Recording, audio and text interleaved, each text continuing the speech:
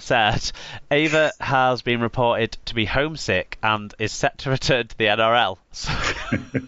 Someone he knew 10 years ago spoke to his mum's dog walker, and he was aware that he is looking to be home ASAP. Nice. And Tom Andrews said, nice to see Leeds taking Wigan's approach to the salary cap. Overspend now and take the punishment later. Just need to make sure the lad lines up for the kick-off on the rugby pitch, not the cricket pitch. I know he gets confused.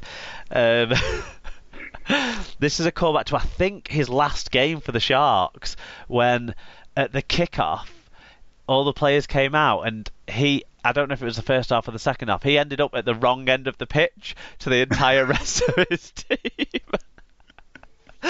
That's not a good start, is it? No.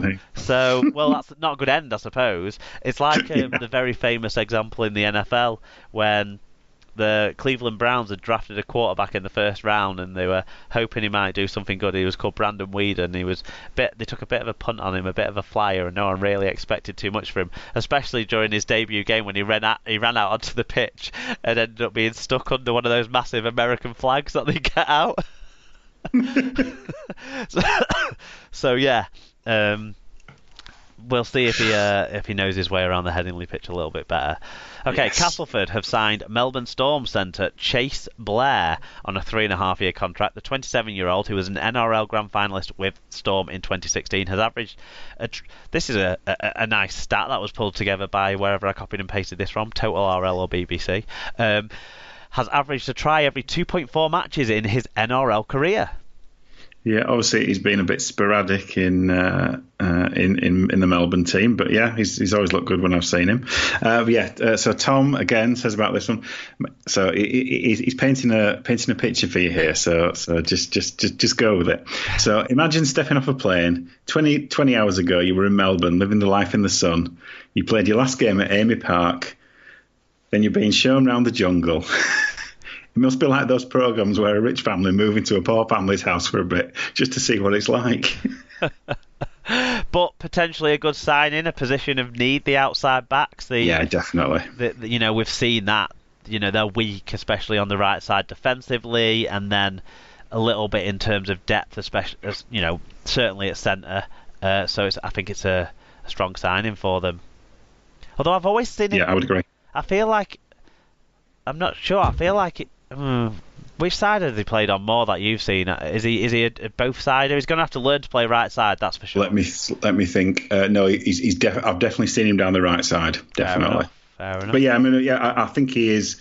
I think the nature of Melbourne Storm generally, he's been a plug and play type player, and he's featured in maybe half a dozen games a year, so it'll be interesting to see what he's like when he's hopefully in the squad every week. Yeah, I think he was a mainstay 2 or 3 years ago. He played most of the season, but in general, wherever he's been, he's not really been a top, a first name on the team sheet. But I think he's an upgrade on what Cass have got in terms of their positions at the moment. Okay. Definitely.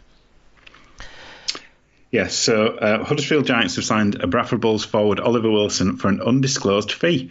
The 19-year-old England Academy player has been handed a full-time contract until the end of the 2023 season. As part of the deal, Giants prop Colton Roche, 25, will move to Bradford on a season-long loan. Tom Andrews has been in touch again. He said, saw a few Bulls fans / journos getting upset about this, but that's what you get when your club is such a shit show year to year. Can't blame the lad for wanting to get paid every week. Bradford need to realise they are a feeder club and are a long way off reaching the heights they once were at. Harsh words from Tom. What do you make of the deal? Chucking bombs. What do you know of Oliver Wilson? What do you make of the deal that's happened? And then, do you have any response to Tom, who's team player at a ground where the floodlights can't stay stood up? Yeah, well, be careful what you wish for, Tom. You're only a bad season away from seeing your ass, quite frankly. In terms of Oliver Wilson, I've only seen him play once, which was the cup game at Keighley recently. Okay. So that's the only game that I've actually seen him in. He looked decent in that game. Obviously, he's still really, really young for a prop. And obviously, he's attracted representative honours. So I would never, you never want to stand in the way of anyone who can get a full-time gig with the Giants or with anybody in Super League, really. Obviously, it's a long deal as well. It's pretty much a 4-year deal, isn't it? So from my point of view, he goes with good wishes, and you never know. He might come back on loan next year if he can't break into the team. A 4-year deal or 3.5-year deal. Being realistic, would you see the Bulls being in Super League within that 3.5 years for this to put any sort of question mark over the kids' desire to play at the higher level? Because I don't see them necessarily getting up there in the next couple of years or so. So I think it makes sense to me to go and try your hand at the highest level if you've got an opportunity.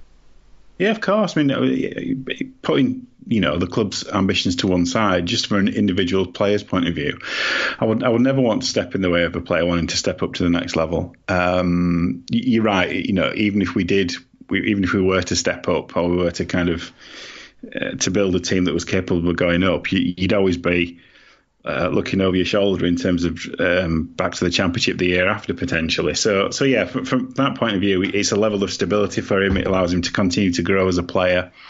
So yeah, absolutely no issue with it at all. And obviously, we do need to keep the finances going. And if there is a fee attached to him, then that's the economic reality of where we are. Fee than him to sit around and see a contract out.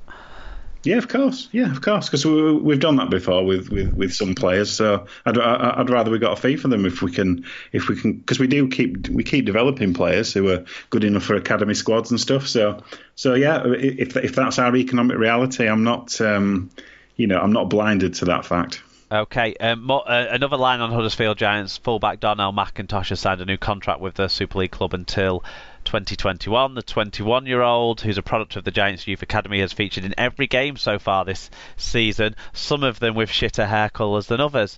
But yeah, going well, makes sense. He would have been a player that other clubs would have been looking at this off-season as his contract became ended. Yeah. Yes. Became ended. That's nonsense. Ended. When his contract came to an end. Okay. Yeah. So in more Super League news, Warrington Wolves are back. Jake Memo has signed a contract extension to keep him with the Super League club until November 2021. Very specific.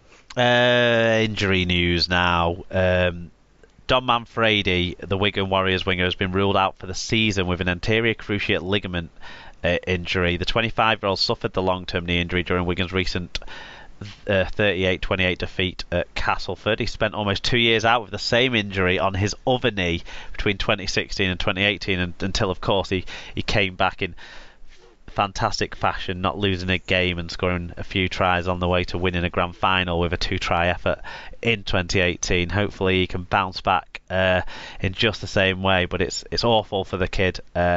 Great winger, as some of the people who've got in touch with us have said. So Lee Whitnell, he said, of all the great wingers at Wigan, Manfredi is the one I rate most highly. So this isn't just a blow for Wigan and the lad, but also for England, GB and Super League as a whole. I was absolutely gutted to read the news so soon after his previous long layoff and hope that he comes back stronger than ever next season. Rich Langley says, unlucky player in Super League. Fair play if he comes back from this, but at what point is it just going to make things worse for him? And Tom Andrews said, the unluckiest man in Super League with injuries, hope he comes back yet again. Yeah, he will have to, do some soul searching along the way, and I'm certain he'll never want to play at Castleford again because the place is just a hellhole for him, isn't it? Both the injuries happening there. It's really unfortunate, but yeah, horrible. Yep.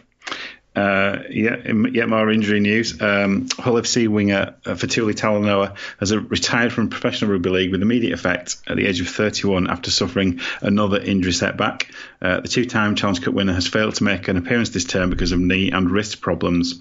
He's called time on his 13-year career, which started with South Sydney in the NRL, after being told he would require further surgery on his wrist.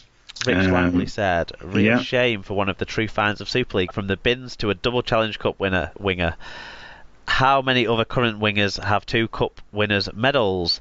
Disney movie all over it, this one. Will be missed as an FC legend and a true gent. And Tom, yet again, says, back on the bins he goes.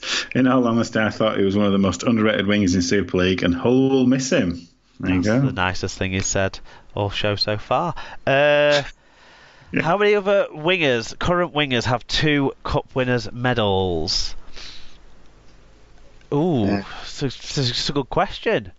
Let me think about this. Joshua Charnley will have won it in 2011 and 2013, wouldn't he? Has Tom Lynham got 2 or 1? Although, did Josh Charnley play in 2011? Has who got 2? Sorry? I was thinking, has Tom Lynham got 1 or 2? Tom Lynham hasn't got any. Has he not got any? No, I don't think he does. He'd already moved, hadn't he, by the time that... Yeah. I think Josh Charnley... didn't... No, he might not have played in 2011, actually, in the final that year. He certainly played along the way to the final. I'm going to go Josh Charnley without doing any fact-checking whatsoever. Some might have done. But I can't think of any others. That might be a future quiz question. Yeah, there you go.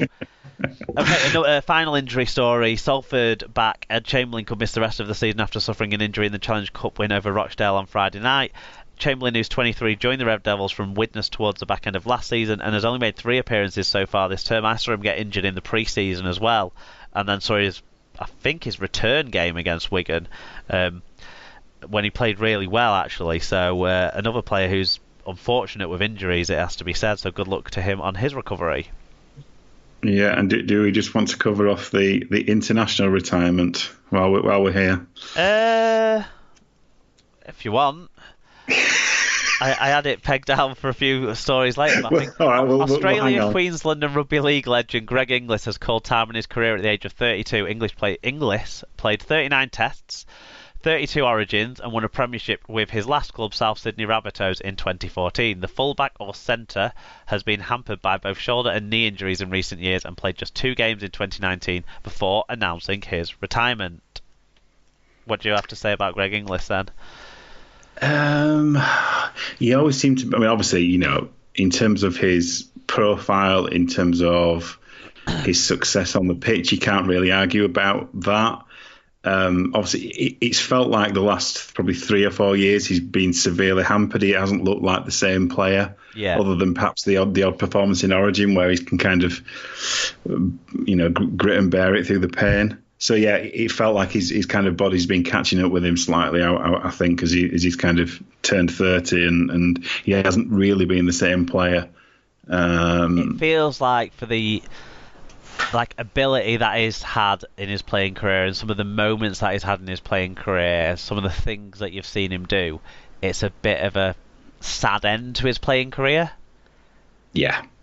You never want to see any player kind of finishing it, not on their own terms. So, and particularly with a decorated player like Inglis, it's always a shame. Yeah, I mean, he'll always sort of be associated with the Melbourne Storm salary cap cheats. And obviously there's been the odd other off-field issue, drink drive charge. I think that got him made him miss out on being Australia captain, along with injury, I think, to be honest. But I think whenever anyone retires that you can unquestionably say was the best player in his position for a spell of years, which he was the best centre in the world for probably 2 to 3 years, and then that first year that he sort of played fullback, which was the year that the Rabbitohs won the premiership, weren't it? I think as well then he was arguably the best fullback in the year that year, and then went and played internationally and was still the best centre in the world at the time. So certainly from that spell, probably from about 2010ish through to about 2014, he was as good as there was in the centres in the world. Yeah, you can't argue with that, really. Yeah, he'll be missed. Do you want to tell us about someone who probably is never going to be the best player in any of his positions, but certainly is an interesting character. Certainly is. So Hakim Maludi has joined the Wolfpack